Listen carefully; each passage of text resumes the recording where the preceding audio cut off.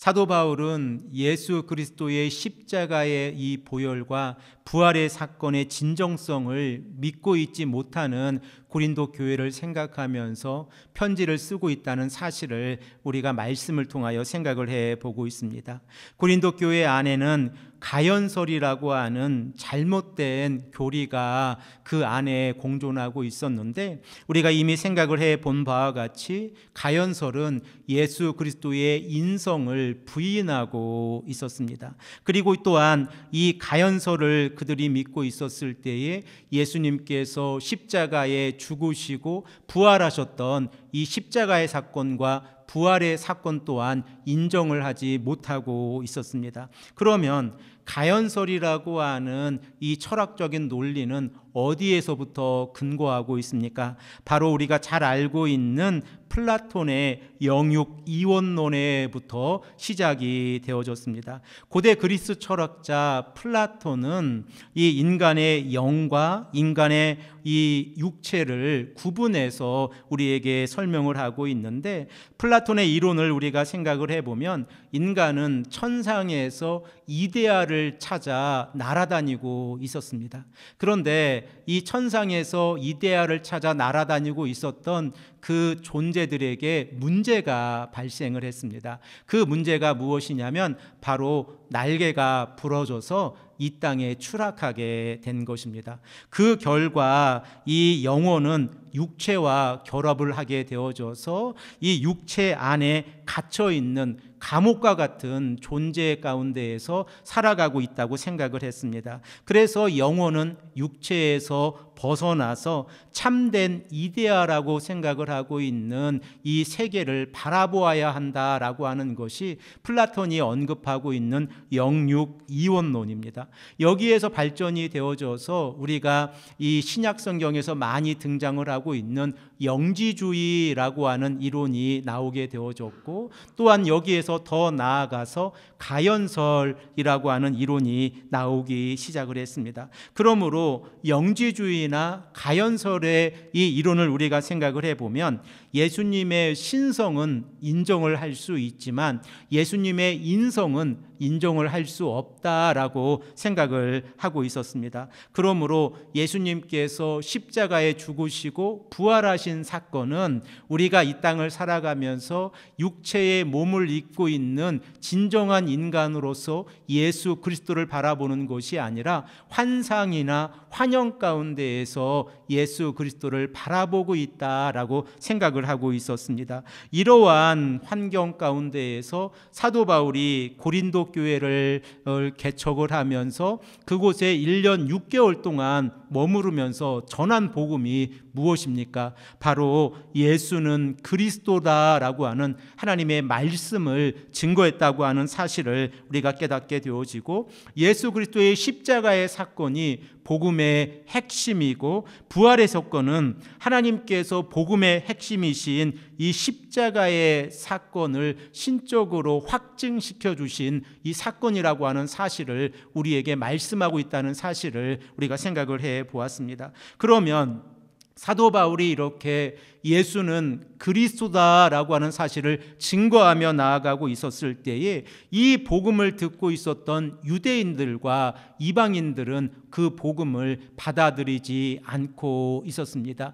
유대인들은 정치적인 메시아를 기다리고 있었습니다. 그 정치적인 메시아는 어떠한 모습입니까? 바로 다윗 왕조의 재건을 의미하고 있고, 자신들이 이방인들에 의해서 핍박과 환난 가운데 있는데 이 핍박과 환난의 문제를 해결해 줄 수 있는 사람이 바로 메시아다라고 생각을 하고 있었습니다. 이방인 또한 예수 그리스도는 자신들의 적에 의해서 죽음을 당한 이러한 신이라고 생각을 하고 있었기에 이 이방인들이 예수 그리스도를 믿는 것은 어려운 일이었습니다. 그러나 사도 바울이 전하고 있는 이 복음의 핵심을 우리가 생각을 해보면, 복음은 정치적인 메시아로서 이 땅에 오신 것이 아니라 우리의 죄의 문제를 해결하시기 위해서 이 땅에 오셨다고 하는 사실을 우리가 성경을 통하여 깨닫게 되었습니다.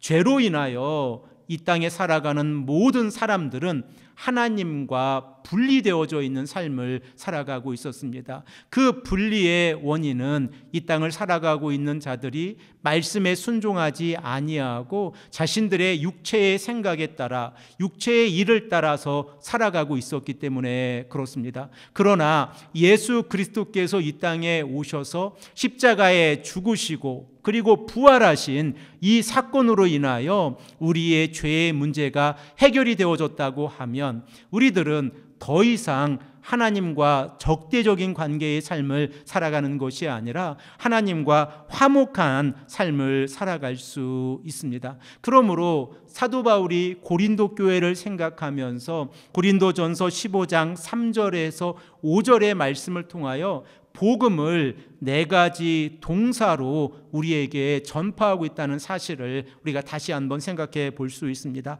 3절에서 5절의 말씀을 잘 보십시오. 그러면 바울은 4가지 동사를 사용하고 있습니다. 그 첫 번째 동사가 예수님은 우리들의 죄를 위하여 죽으셨다라고 하는 사실입니다. 바로 이 사실로부터 복음이 시작이 되어집니다. 우리가 예수님께서 우리를 위해서 죽으셨다고 하는 사실을 인정하지 못하게 되어지면 우리들은 우리 스스로 하나님 앞에서 의롭게 되어진다고 하는 이러한 잘못된 생각 가운데에서 살아가고 있는 것입니다. 그러나 예수님께서 우리들의 죄를 위해서 죽으셨다고 하면 그 예수님의 죽음은 헛되지 아니하시고 그 죽으심으로 인하여 우리가 하나님 앞에서 죄 용서함을 받으셨다고 하는 사실입니다. 사도 바울은 고린도 교회에 편지하면서 특별히 가연설이라고 하는 잘못된 이론 가운데서 살아가고 있는 자들에게 이 죽으심을 확증하기 위해서 두 번째로 예수님은 성경대로 장사되셨다라고 하는 사실을 강조하고 있습니다. 사람들이 예수 그리스도의 죽음을 환상이나 환영이라고 생각을 하고 있었을 때에 예수님의 인성을 강조하면서 바울은 예수님은 성경대로 장사되셨다라는 사실을 강조하고 있는 것입니다. 그리고 세 번째로 예수님은 성경대로 3일 만에 다시 살아나셨다라고 하는 사실을 강조하고 있습니다. 그리고 특별하게 이 바울은 고린도전서 15장 5절 말씀에서 나타나셨다라고 하는 이 동사를 강조하면서 복음에는 증인들이 있다라고 하는 사실을 오늘 말씀을 통하여 우리에게 강조하고 있습니다. 5절 말씀에서 기록되어져 있는 이 개바로부터 시작이 되어져서 모든 사도들에 이르기까지 예수님께서 나타나셨다고 하는 사실은 이 예수님의 죽으심과 부활하심을 목격한 자들이 있고 그리고 부활하신 예수 그리스도를 만난 증인들이 있다라고 하는 사실입니다. 우리들이 5절 말씀으로부터 7절의 말씀까지 생각을 해보면 개바로부터 시작을 해서 12제자 그리고 500명이 넘는 형제 자매들 그리고 야고보 그리고 사도들에게 나타났다라고 하는 사실을 강조하고 있습니다. 그리고 예수님 곧 부활하신 예수님을 만난 자들은 그리고 자신들의 삶 가운데에서 그 죽으심과 부활하심 그리고 예수님의 이 부활하신 예수님을 만난 자들은 자신의 삶을 헌신하고 자신의 삶이 죽음 앞에서도 헛되지 아니하도록 복음을 증거하는 삶을 살아가고 있었다는 사실을 우리가 깨닫게 되어집니다. 우리 다 함께 고린도전서 15장 5절에서 7절의 말씀을 한 목소리로 읽겠습니다. 게바에게 보이시고 후에 12제자에게와 그 후에 500여 형제에게 일시에 보이셨나니 그 중에 지금까지 대다수는 살아있고 어떤 사람은 잠들었으며 그 후에 야고보에게 보이셨으며 그 후에 모든 사도에게와. 먼저 우리들이 이 말씀을 읽으면서 한 가지 의문을 가지게 되어집니다.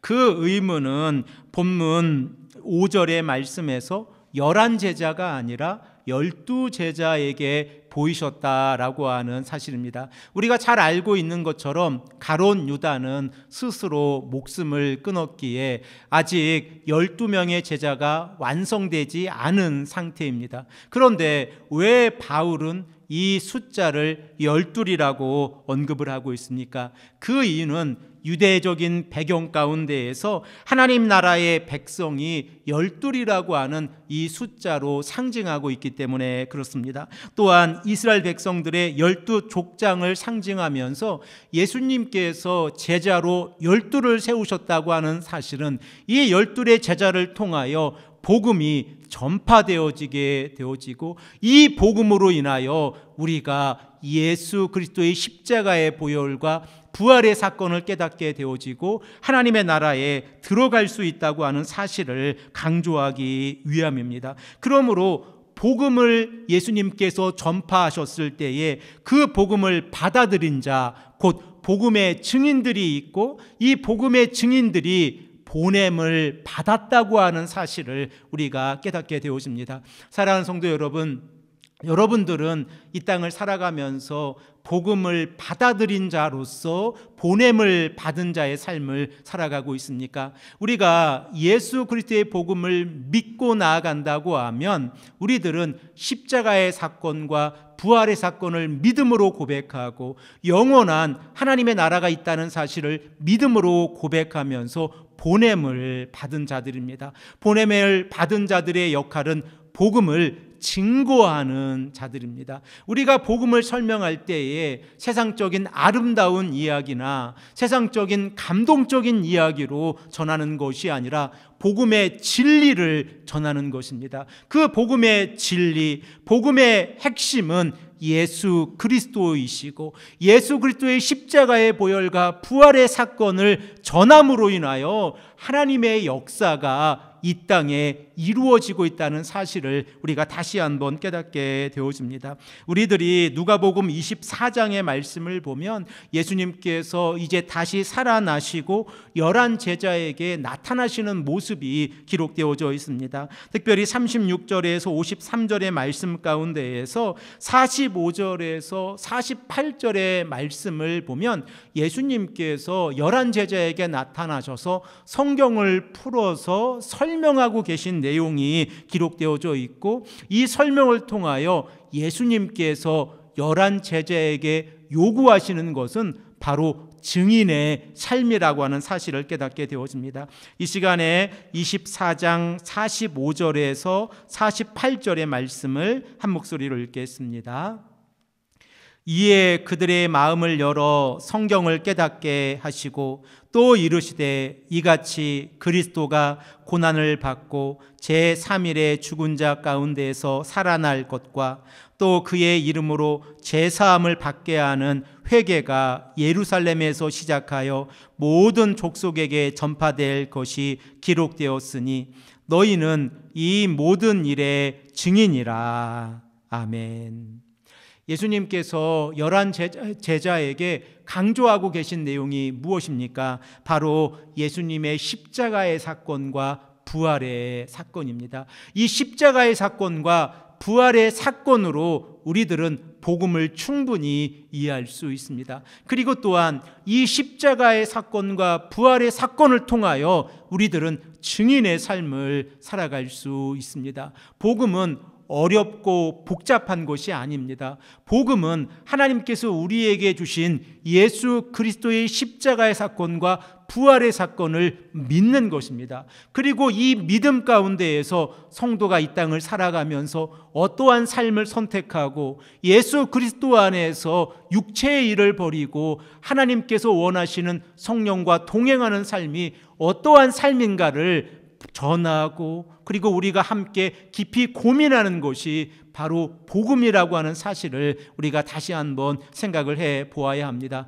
그러므로 우리가 복음을 이해하고 있다는 것은 하나님을 아는 지식이 충만한 것이고 예수 그리스도를 아는 지식이 충만한 것입니다. 이것으로 우리는 만족해야 합니다. 그리고 이 사실을 통하여 우리가 바라볼 수 있는 것은 영원한 하나님의 나라의 증인으로서 이 땅을 살아가고 그리고 하나님의 나라를 바라보며 나아갈 수 있다는 사실입니다. 사도 바울은 고린도전서 9장 23절의 말씀에서 내가 복음을 위하여 모든 것을 행함은 복음에 참여하고자 함이라 라고 말씀하고 있습니다. 사도 바울이 9장 23절에서 강조하고 있는 것은 복음에 동참하는 삶이 곧 복음을 증거하는 삶이라고 하는 사실입니다. 우리들은 복음에 동참하고 있습니까? 예수 그리스도의 복음에 동참한다고 하는 것은 그 그리스도의 복음이 헛되지 아니하도록 우리가 이 땅의 삶 가운데서 살아가는 것입니다. 복음을 받아들인 자로서 복음을 믿음으로 고백하며 나아가는 삶이 복음에 동참하는 삶이고, 또한 복음에 동참하는 삶은 복음을 증거하는 삶이라고 하는 사실을 우리가 깨닫게 되어집니다. 바울의 삶을 우리가 잘 알고 있지 않습니까? 그가 예수 그리스도를 다메섹으로 가는 길 위에서 만나기 이전에는 예수님을 믿는 자를 핍박하는 삶을 살아가고 있었습니다. 그러므로 오늘 본문 8절에서 11절의 말씀을 보면 자신이 얼마나 부끄러운 삶을 살아가고 있었고 예수님을 만나고 난 이후에 자신의 삶이 어떻게 바뀌었는지를 우리에게 말씀하고 있습니다. 우리 다 함께 8절에서 11절의 말씀을 읽겠습니다. 맨 나중에 만삭되지 못하여 난 자 같은 내게도 보이셨느니라. 나는 사도 중에 가장 작은 자라. 나는 하나님의 교회를 박해하였으므로 사도라 칭함받기를 감당하지 못할 자니라. 그러나 내가 나된 것은 하나님의 은혜로 된 것이니 내게 주신 그의 은혜가 헛되지 아니하여 내가 모든 사도보다 더 많이 수고하였으나 내가 한 것이 아니요 오직 나와 함께 하신 하나님의 은혜로다. 그러므로 나나 그들이나 이같이 전파하며 너희도 이같이 믿었느니라. 아멘. 사도 바울이 고린도전서 15장 8절에서 11절에서 강조하고 있는 내용이 무엇입니까? 바로 자신의 연약함 가운데에서 바울이 복음을 증거하는 삶을 살아갈 수 있었다고 하는 사실입니다. 우리들은 바울이 자신을 어떻게 지칭하고 있는지 이 본문을 통하여 깨닫게 되어지는데, 만삭되지 못하여 난 자가 바로 나 자신이다 라고 언급하고 있고, 사도 중에 가장 작은 자가 자신이라고 언급하고 있고, 그리고 또한 사도 바울은 자신이 사도라 칭함을 받기를 감당하지 못할 자라고 언급하고 있는데, 그 이유는 이 바울이 그리스도를 만나기 이전에는 예수님을 믿는 자들을 핍박하는 삶을 살아가고 있었기 때문에 그렇습니다. 그러므로 자신은 예수 그리스도를 만나고 난 이후에 오직 한 가지 복음을 증거하는 일에 최선을 다하고 있었고, 그 복음 위에 그 다른 어떠한 복음도 존재하지 않는다고 하는 사실을 우리들에게 말씀하고 있습니다. 사도 바울이 예수님의 이 역사, 그리고 예수님께서 죽으시고 부활하신 이 삶의 모든 것을 다 공부하고 그리고 그가 이해하였을 때에 바울이 집중하고 있는 것이 무엇입니까? 바울은 예수님께서 행하신 기적이나 이적에 집중하는 것이 아니라 오직 예수 그리스도의 십자가의 사건과 예수 그리스도의 부활의 사건에만 집중하고 있습니다. 그 이유는 그 십자가의 사건과 부활의 사건을 믿음으로 인하여 우리가 구원을 받는다고 하는 이 진리를 깨달았기 때문에 그렇습니다. 그러므로 바울은 자신의 서신서 가운데에서 교회들을 개척하고 그 교회들 가운데에서 복음을 증거하며, 또한 자신이 방문하지 아니했던 로마 교회에 편지를 보내면서도 오직 강조하고 있는 것은 복음이고 예수 그리스도의 십자가의 사건이고 부활의 사건입니다. 그리고 그 십자가의 사건과 부활의 사건을 믿음으로 고백하고 있는 자들이 하나님의 나라를 향하여 나아갈 때에 어떻게 이 땅에서 살아가야 할지 깊이 고민하고 있는 메시지를 전하고 있다는 사실을 우리가 깨닫게 되어집니다. 그러므로 바울이 자신의 연약함을 깨달았을 때에 바울은 은혜라고 하는 단어를 사용합니다. 은혜라고 하는 것이 무엇입니까? 우리들은 은혜라고 하는 것을 깊이 있게 생각을 해 보아야 하는데, 바울이 언급하고 있는 은혜는 예수 그리스도의 십자가의 사건과 부활의 사건입니다. 하나님께서 이 땅에 예수님을 보내주셔서 우리와 같이 연약한 죄인들, 하나님의 말씀에 순종하지 못했던 죄인들이 영원한 하나님의 나라를 바라볼 수 있도록 인도해 주신 그 사실이 은혜라고 하는 사실입니다. 그러므로 우리가 하나님 앞에서 은혜를 받았습니까? 그러면 이 은혜라고 하는 것은 우리가 죄인의 길을 걸어가고 있었는데 예수님의 십자가의 사건과 부활의 사건을 믿음으로 인하여 우리가 은혜를 받아서 의인의 삶을 살아갈 수 있다고 하는 사실입니다. 그리고 그 은혜 가운데에서 이 바울은 자신의 삶의 태도가 바뀌어서 예수를 핍박하던 자에서 복음을 증거하는 삶을 살아갈 수 있었습니다. 그가 로마의 감옥에서 이 참수형을 당하는 그 순간까지 바울이 전한 것은 오직 복음입니다. 그리고 그 복음 가운데에서는 오직 예수 그리스도의 십자가의 사건과 부활의 사건이라고 하는 사실을 우리가 깨닫게 되어집니다. 바울이 자신의 삶을 되돌아보면서 고린도 후서에서 자신이 복음을 증거하면서 얼마나 많은 어려움들이 있었는지를 기록하고 있는 내용이 고린도 후서 11장 23절에서 27절의 말씀에 기록되어져 있습니다. 이 말씀을 요약해서 생각을 해보면 바울은 수도 없이 감옥에 갇혔습니다. 오직 복음을 증거하기 위해서 감옥에 갇혔고, 복음을 증거하다가 수도 없이 맞고 여러 번 죽을 뻔했습니다. 또한 당시의 사람들이 40대를 맞으면 죽는다 생각을 했는데 그 40에서 한 대를 감한 39대의 매를 5번이나 맞았습니다. 또한 채찍으로 3번 맞았고 1번 돌로 맞았습니다. 그리고 또한 배를 타고 가다가 3번이나 파손을 당하였고 밤낮 하루를 바닷 가운데에서 헤맬 때도 있었습니다. 그리고 여러 가지 외부적인 위험들이 있었고 육체적인 위험을 당했는데, 그럼에도 불구하고 바울이 복음을 포기하지 아니했던 것은 그 복음이 진리이기 때문에 그렇습니다. 바울은 자신이 당하고 있는 이 육체적인 어려움보다 더 소중한 가치가 무엇인가를 잘 알고 있었습니다. 그래서 그 가치가 복음이라는 것을 알고 있었기에 내가 나된 것은 하나님의 은혜로 된 것이다 라고 말씀을 하고 있습니다. 다메섹으로 가는 길 위에서 예수님을 만난 바울이 자신이 하나님으로부터 받은 예수님의 이 음성을 통하여 깨닫게 되어진 그 은혜가 헛되지 않게 하기 위해서 더 많이 수고했고 더 많이 복음을 증거했습니다. 그렇게 했을 때에 예수님께서 바울의 삶을 지켜주셨고, 또한 하나님께서 임마누엘로 바울과 동행하는 삶을 살아갈 수 있었다고 하는 사실입니다.